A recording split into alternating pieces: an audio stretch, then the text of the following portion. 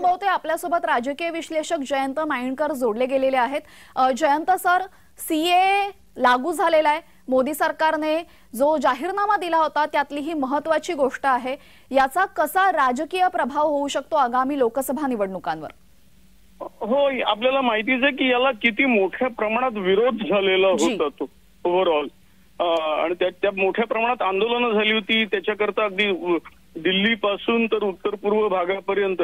तर आता त्याचे परिणाम दिसतीलच आणि त्याचे परिणाम लोकसभेत दिसतील, पण त्याचबरोबर भारतीय जनता पार्टीच्या दृष्टीने तो एक पॉझिटिव्ह मुद्दा असा असेल की एका मेजॉरिटी कम्युनिटीला ते सांगू शकतील की आम्ही जे काही सांगितलं त्याप्रमाणे आम्ही सगळे आमचे मुद्दे इम्प्लिमेंट केले, मग ते राम मंदिर असू दे, आर्टिकल 370 असू दे, किंवा काही राज्यात इम्प्लिमेंट होणारं कॉमन सिव्हिल कोड असू दे, आणि आता सीएए असू दे, आम्ही आमचे मुद्दे जे काही सांगितले ते इम्प्लिमेंट करत आहोत हे ते सांगतील आणि त्याचा त्यांना निश्चितपणे इलेक्शनमध्ये फायदा होईल। जी, नागरिकत्व सुधारणा कायद्यामुळे आता नक्की काय बदल होऊ शकतात, काय बदल त्यांनी सांगितलेले आहेत?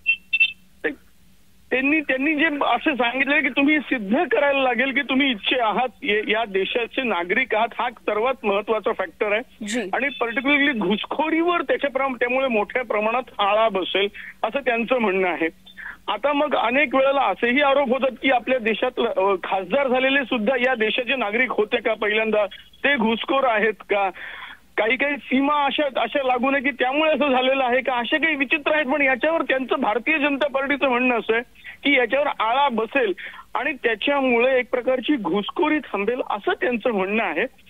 हाच एक त्यांचा दावा आहे आणि याला एक थोडंसं त्यांना नेहमी बॅकिंग मिळतं की होय बुवा अशा प्रकारची घुसखोरी होते आणि अशा घटना घडतात, आणि याच्यावर एक कंट्रोल ठेवण्याकरता त्यांच्या हातात एक ज्याला आपण म्हणू कडक कायदा आहे, सीएएच्या रूपाने कडक कायदा त्यांच्या हातात आलेला आहे।